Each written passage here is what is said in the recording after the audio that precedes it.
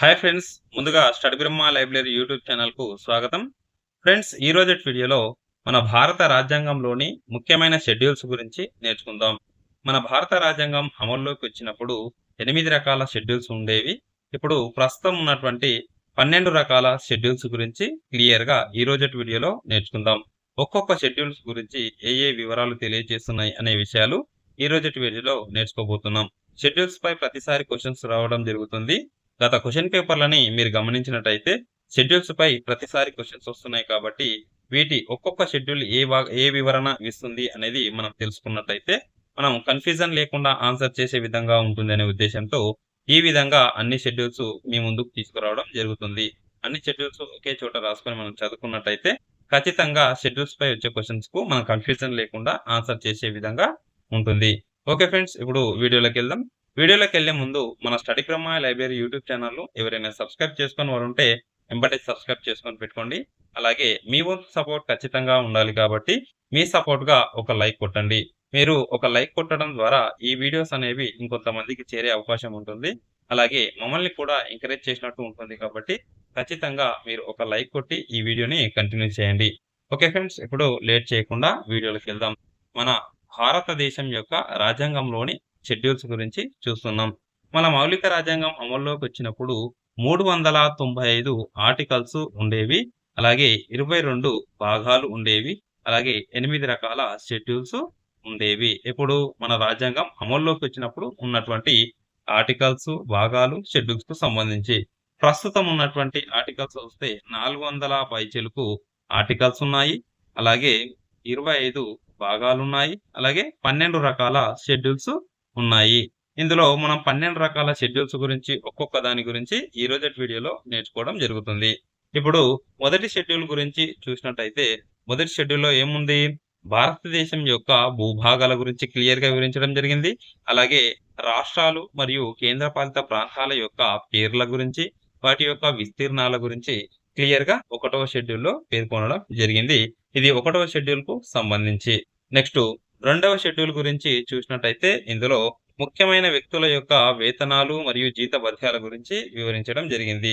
ఎవరెవరి వేతనాలు, జీతభత్యాల గురించి ఈ రెండవ షెడ్యూల్‌లో పేర్కొన్నారనేది చూసినట్టయితే రాష్ట్రపతి మరియు రాష్ట్రాలకు నియమించిన గవర్నర్ల యొక్క జీతభత్యాలు, వేతనాల గురించి, అలాగే లోక్‌సభ మరియు విధాన సభ యొక్క స్పీకర్లు మరియు డిప్యూటీ స్పీకర్లు, అలాగే రాజ్యసభ మరియు విధాన పరిషత్ యొక్క చైర్మన్‌లు మరియు డిప్యూటీ చైర్మన్‌లకు సంబంధించి, అలాగే సుప్రీం కోర్టు మరియు హైకోర్టు యొక్క ప్రధాన మరియు ఇతర న్యాయమూర్తులకు సంబంధించి, అలాగే కాగు యొక్క వేతనాల, జీతభత్యాల గురించి ఈ రెండవ షెడ్యూల్‌లో క్లియర్‌గా వివరించడం జరిగింది. ఇది రెండవ షెడ్యూల్‌కు సంబంధించిన సమాచారం.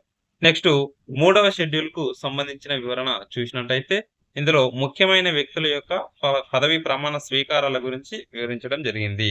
ఇది మూడవ షెడ్యూల్‌లో ఎవరెవరి ప్రమాణ స్వీకారాల గురించి వివరించారని చూస్తే కేంద్ర మరియు రాష్ట్రాల యొక్క మంత్రుల యొక్క ప్రమాణ స్వీకారాలు, అలాగే రాష్ట్ర శాసన సభల యొక్క సభ్యుల యొక్క ప్రమాణ స్వీకారాలు, పార్లమెంటు సభ్యులు, అలాగే సుప్రీంకోర్టు, హైకోర్టు న్యాయమూర్తులకు సంబంధించి, అలాగే కాగ్, అలాగే పార్లమెంటుకు, రాష్ట్ర శాసనసభలకు పోటీ చేసే అభ్యర్థులు చేయవలసినటువంటి పదవీ ప్రమాణ స్వీకారాల గురించి క్లియర్‌గా మూడవ షెడ్యూల్‌లో పేర్కొనడం జరిగింది.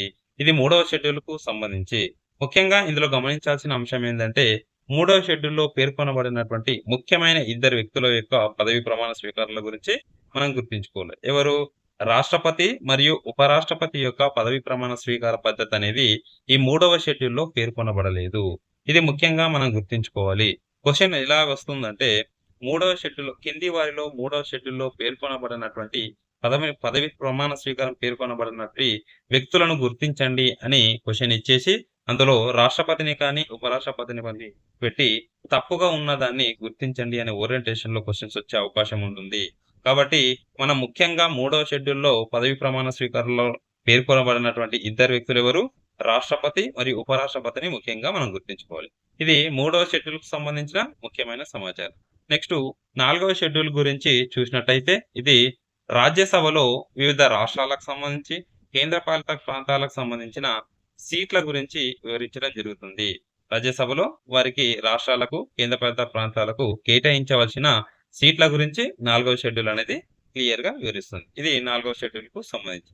నెక్స్ట్ 5వ షెడ్యూల్ గురించి చూసినట్టయితే షెడ్యూల్డ్ కులాల గురించి మరియు గిరిజన ప్రాంతాల యొక్క పాలన గురించి వివరిస్తుంది. షెడ్యూల్డ్ కులాల మరియు గిరిజన ప్రాంతాల యొక్క పరిపాలన వ్యవస్థల గురించి ఇది 5వ షెడ్యూల్ వివరిస్తుంది. అలాగే 6వ షెడ్యూల్‌లో చూస్తే అస్సాం, మేఘాలయ, త్రిపుర, మిజోరం ఈ 4 రాష్ట్రాలకు సంబంధించిన గిరిజన ప్రాంతాల యొక్క పాలన గురించి వివరిస్తుంది. ఇక్కడ 5, 6 షెడ్యూల్ల గురించి డౌట్ వచ్చే అవకాశం ఉంటుంది. ఈ 6వ షెడ్యూల్‌లో అనేది అస్సాం, మేఘాలయ, త్రిపుర, మిజోరం అనే ఈ 4 రాష్ట్రాలకు సంబంధించిన గిరిజన ప్రాంతాల యొక్క పరిపాలన గురించి మాత్రమే 6వ షెడ్యూల్ వివరిస్తుంది. ఈ 5వ షెడ్యూల్ అనేది ఈ 4 రాష్ట్రాలు కాకుండా మిగతా రాష్ట్రాల్లో ఉన్నటువంటి షెడ్యూల్డ్ కులాల యొక్క మరియు గిరిజన ప్రాంతాల యొక్క పరిపాలనల గురించి 5వ షెడ్యూల్ వివరిస్తుంది. ఇది ముఖ్యంగా ఈ రెండిటికి సంబంధించి మనం గుర్తుంచుకోవాలి. నెక్స్ట్ 7వ షెడ్యూల్ గురించి ఇప్పుడు చూస్తాం. 7వ షెడ్యూల్ గురించి చూస్తే కేంద్ర రాష్ట్రాల మధ్య విభజించినటువంటి అధికారాల విభజన గురించి చూస్తాం. ఇందులో 3 రకాల అధికారాల విభజనలు ఉంటాయి. అందులో కేంద్రానికి సంబంధించిన అధికారాలు, అలాగే రాష్ట్రాలకు సంబంధించిన అధికారాలు, ఉమ్మడి అధికారాలు ఇలా 3 రకాల అధికారాల విభజన ఉంటుంది. ఈ 3 రకాల అధికారాల విభజన గురించి 7వ షెడ్యూల్‌లో క్లియర్‌గా వివరించడం జరిగింది. నెక్స్ట్ 8వ షెడ్యూల్‌కి సంబంధించిన ముఖ్యమైన సమాచారం చూస్తే రాజ్యాంగం గుర్తించినటువంటి భాషల గురించి 8వ షెడ్యూల్‌లో పేర్కొనడం జరిగింది. రాజ్యాంగం అమల్లోకి వచ్చినప్పుడు 14 భాషలను గుర్తించడం జరిగింది. ప్రస్తుతం 22 భాషలను గుర్తించిందని మనం గుర్తుంచుకోవాలి. ఇది భాగాలలో కూడా దీని గురించి వివరించడం జరిగింది.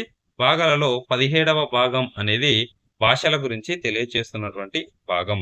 షెడ్యూల్స్‌లో చూస్తే 8వ షెడ్యూల్ అనేది భాషల గురించి తెలియజేస్తుంది. ఇది ముఖ్యంగా మనం గుర్తుంచుకోవాలి. నెక్స్ట్ 9వ షెడ్యూల్ గురించి చూస్తాం. 9వ షెడ్యూల్ అనేది కొత్తగా చేర్చుకోబడినటువంటి షెడ్యూల్.